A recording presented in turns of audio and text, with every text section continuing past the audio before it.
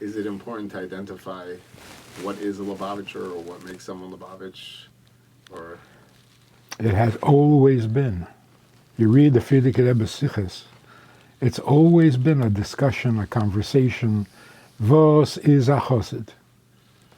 Frierdiker Rebbe even writes that he was shocked to hear older chassidim asking, was is a chassid? I mean, if you don't know by now, like, what's going on here? It's a question that needs to be asked all the time.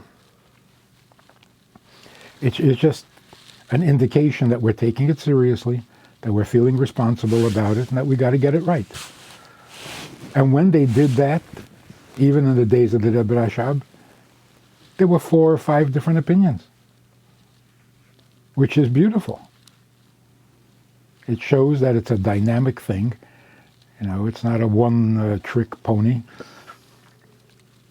or whatever that expression is. So, no, it's a very good thing. It's not even to correct things. On the contrary, it's to show the various colors, you know, chassidim of different temperaments and different personalities and different strengths and weaknesses, and they all find something in chassidus. The question really would be, is there one thing that we all have in common? And of course you can say, yeah, the Rebbe. Okay, that's significant. In fact, a person who has very little Yiddishkeit, very little, but he heard that the Rebbe started a campaign, and so he puts on tefillin. He is a Lubavitcher, like every other Lubavitcher, in the fact that his identity with Yiddishkeit comes from the Rebbe. That's a strong unifying, but particularly today, if we had to say what is unique about Lubavitch.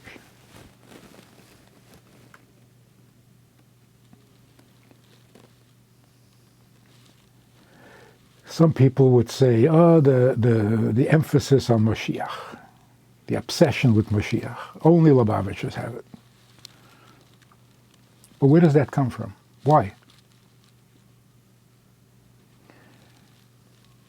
In some real way, the emphasis on Mashiach is an indication of a certain freedom from Golus. We don't think Golus. We don't feel Golus. And that is very appealing and attractive about Chabad. And of course it begins with the Rebbe. The Rebbe was not in Golus. He wasn't intimidated by the Golus. He wasn't discouraged by it. It was a challenge, and he took it on, and every chassid follows in that tone. And today mamish, like the last month, it has become so clear that is the issue of the day. Do you have the confidence? Do you have the pride? Do you have the certainty, the clarity that we are not in Golus? The world is messed up. We are not. And when that carries over to the soldiers in Israel and to the population in Israel, it's life-saving. It is literally life-saving. Because we could be in a serious depression right now. And instead, people are dancing, and where's that coming from? I hope every Chabad house gives off that energy. It's not we who are in trouble. The world better catch on and better catch up, because they're in big trouble. That's I think, one foot in Golus, but one foot out of Golus.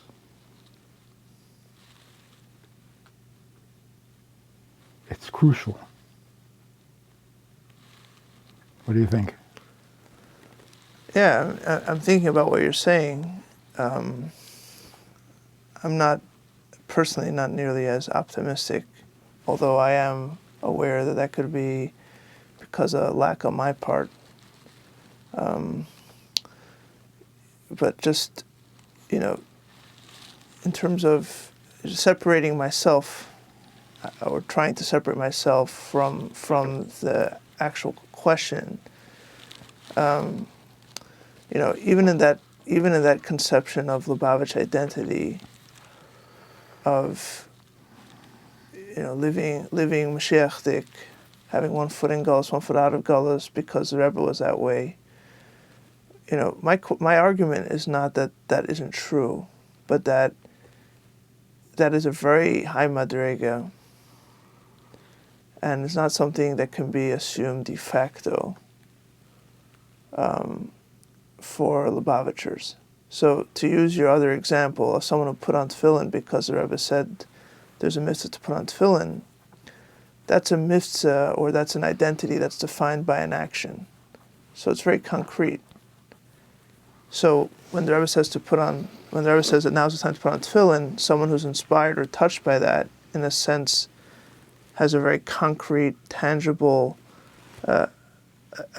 identification with that mitzvah. Whereas when you come to Mashiach, the ability to live in and out of Gullus at the same time is Taka Rebbe Shazach. Right? It's what tzaddikim did. It's not what regular people did. And so what happens when people who are not tzaddikim and people who are regular people and think of themselves as regular people throughout the course of the day otherwise, suddenly say, well, the Rebbe said this, and I'm a Lubavitcher, therefore that's how I feel. But that's not how it works. That's not how it works. Feelings and levels of spiritual, I don't know how you define spiritual cognizance or spiritual experience, that is something you have to earn on your own, and it takes a massive amount of work, and by definition it's not something for the masses. Absolutely. It's not a chitzenistic thing that you can mimic. Right. But in all the years that the Rebbe educated his Chassidim, he succeeded step by step. So it's an internal process. Right. It's not obedience to a Rebbe. It's the cultivation of this attitude. Like, for example, just miftzoyim or Schlichus. How do you expect to succeed? The rest of the world said, "What, are you crazy? What are you doing? You're never going to succeed. People who don't put on tefillin and people who are not keeping Shabbos are not going to. So what are you wasting your time?" And yet the Rebbe said, no, go and ask people, what is that? That's a little bit out of Golus.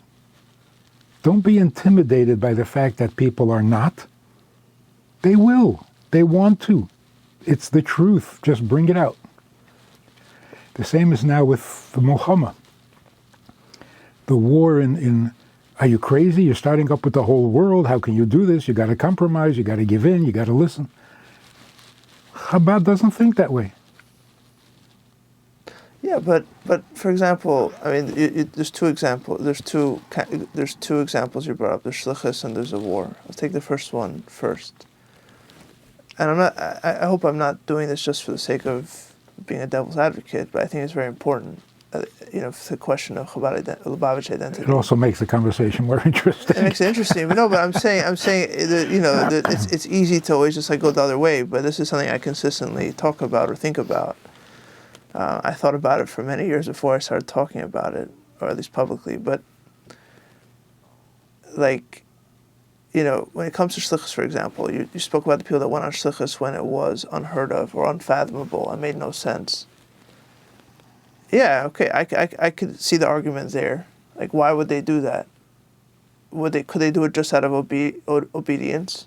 Probably not. Even if they would go out of obedience, would they have been able to succeed and stick it through just out of obedience? Most probably not, right? But my question is not what was Lubavitch identity in 1963 or 1973. That's its own question. But that to me is not, and it is a relevant question, because to learn what identity is today, you have to know what it was then. But the pressing question for me is, what is Lubavitch identity today? And while I respect people that go out on Schlichus today, and I understand as much as many the sacrifices that they make, right? I grew up on Schlichus. I saw what it is, and I have friends who are on Schlichus. I understand that there's sacrifices that are being made. It's not the same thing as back then. Meaning, you cannot. I don't think you can draw the same kind of inference that they're doing it because of some spiritual attainment, because they are in many ways following the path that has been made for them by thousands of others who have gone before them, which doesn't necessarily diminish the choice that they made, doesn't diminish their choice at all, right? But it makes it harder to use that as an answer to the question of Lubavitch identity, because the fact that you did something that thousands of other people did doesn't necessarily say anything, or at that point already, is that really a sign that you're living Mashiachdik? Or maybe you're just doing what everyone around you is doing, right? Yeah, but I'm not referring to the Mesiras Nefesh or to the devotion or to the. I'm thinking about the theme. It looks like people are not religious and don't want to put on tefillin, but that's not true. Holiness and godliness is real. So just go and ask a person and you'll see. Mm-hmm. That was a big breakthrough. Today, as you say, the new shluchim, they're following a well-trodden path. Right. Of what? Of the conviction that if you ask a Jew to do a mitzvah, he'll do it. It has become so normal. It has become so much part of, the default thinking. Of course, holiness wins. Holiness is real. Everything else is not. It has become a simple fact of life. So can a simple fact of life be used as a answer to what identity is? That I think is the crux of the question, for me at least. But it seems like you're thinking the identity of the individual shliach. No, the individual Lubavitcher, which is another problem, because a lot of Lubavitchers are not shluchim. Right.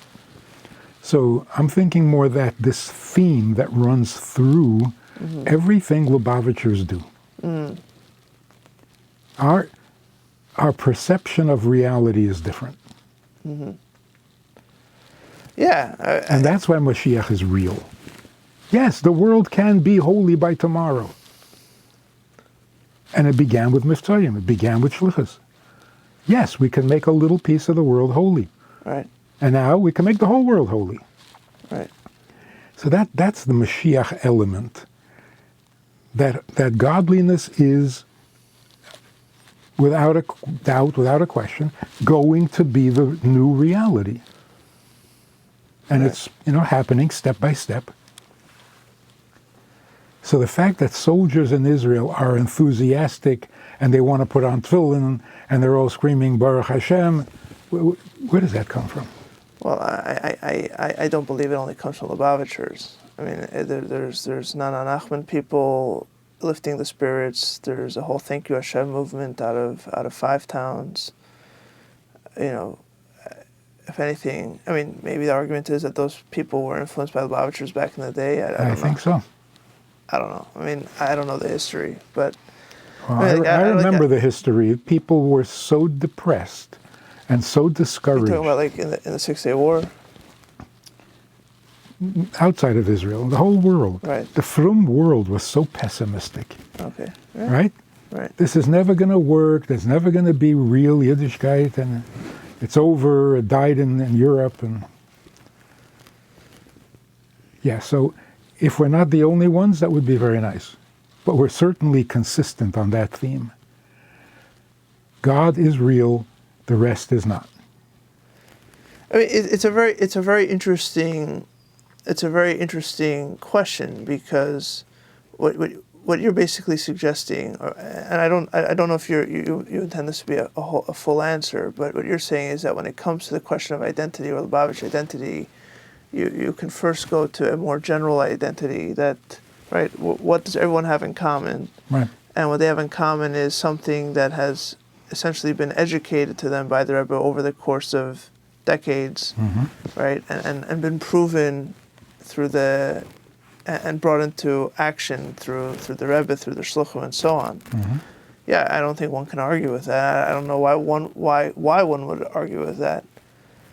But what's interesting to me is that that's answering the question of individual identity by going to the general, which to me really brings home the question itself, and the question actually comes back stronger, because the more an identity is dominated by by generalities, the harder it becomes to understand where the individual finds his or her place.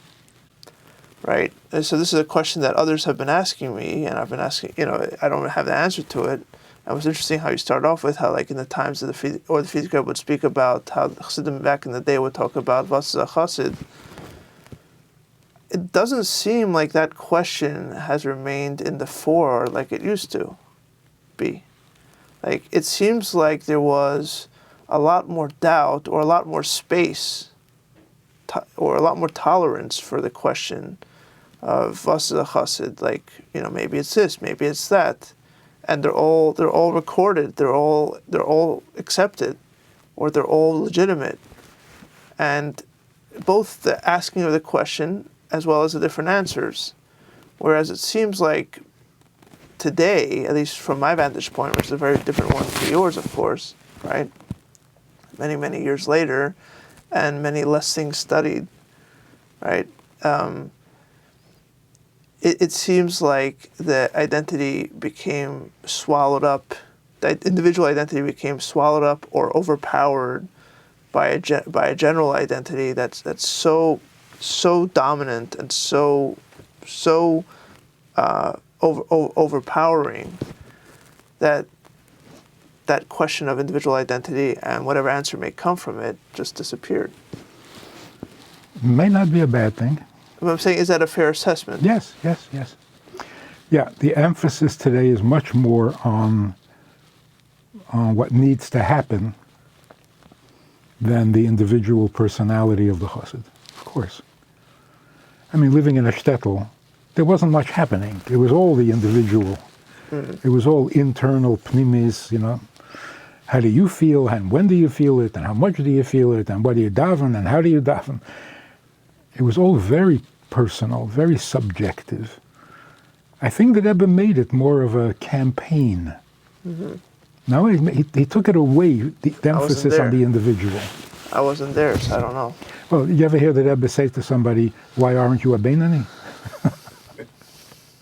And if you're trying to be a Beinani, why are you wasting your time? Look, I wish I knew the history, or I wish someone else had done the history and I could read their book. But I, in yeshiva, picked up many mixed messages. What do I mean by that?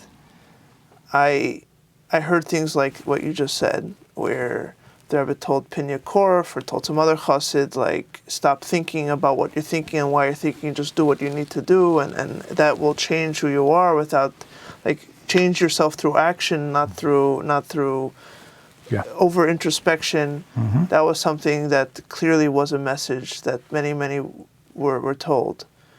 But at the same time, you hear other stories where, the Rebbe would express frustration about the lack of Aveda Pnimis, and the Rebbe would express frustration about people's attention at the Farbringen, and there was an understanding that the Rebbe stopped saying Mamarim because people were no longer paying attention, right? So, that, in a way, and at this point I begin to feel like maybe I sound like a broken tape recorder, but, like, in a way, that asks a question.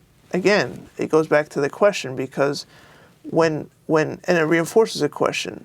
When what the Rebbe said, like, or when the Rebbe becomes so dominant, like, meaning that the Rebbe says to do this and to do that and to do this list of things, and that is what makes you a chassid, and not the question that you ask about what does it take insight to be a chassid, right? what happens is it becomes hard to keep track, and it becomes hard to deal with the contradictions, because there are always contradictions. There are always, you look even at the Rebbe's Heiros, the Rebbe says, in one place he says to do this, in one place he says to do that. In one place he says to emphasize the learning of this, and another place he says to emphasize the learning of that. So maybe some Chassidim will say, well, the Rebbe expected Hanach Satzmusei, and you can make everything a priority. Okay, but can everybody really do that? I don't think so. I don't even imagine the Rebbe believed that practically people would do that, right? So when it happens, for maybe it's entirely for good. Maybe this is what the Rebbe wanted. Maybe this is how it's supposed to be. That our identity should be more defined by, like, action-led. The Rebbe said to do this, to do that, and we follow it. Maybe that's how it's supposed to be, but then it leads us to all kinds of impossible quandaries. We don't know anymore what that means, right? Because, like, to use the example we were just talking a couple minutes ago, does the Rebbe want us to just do and not think, or does the Rebbe also want us to think? There's a story this way, there's a story that way. The Rebbe said this thing about this mashpia, said this thing about the other mashpia, and because we don't have anymore a internal kind of navigation system, or we don't have a sense for what resonates with us individually, and we haven't dealt through that conflict and that set of contradictions, we're just completely at a loss. And every day we hear something different, and we just kind of go here and then we go there, depending on what we heard last. There can be a lot of confusion, but there need not be. There's no question that the Rebbe turned us from introverts to extroverts. How well are you doing that? Okay, that's a good question. How sincere are you? That's a good question. But that's not the emphasis anymore. Whether you're sincere or not, the world has to be changed. And if you're doing that, then you're doing what you're meant to be doing. Can you improve internally? Sure. But why would you spend time on yourself? You have an hour. You can spend it on yourself, or you can spend it on 20 people. The self has become very insignificant, which is a radical change from the way it was in Russia. Yeah, and has devastating consequences too, or at the very least has consequences. Whether maybe devastating was me editorializing, but it has consequences. For those who are making the transition, American-born Chassidim have no such trouble.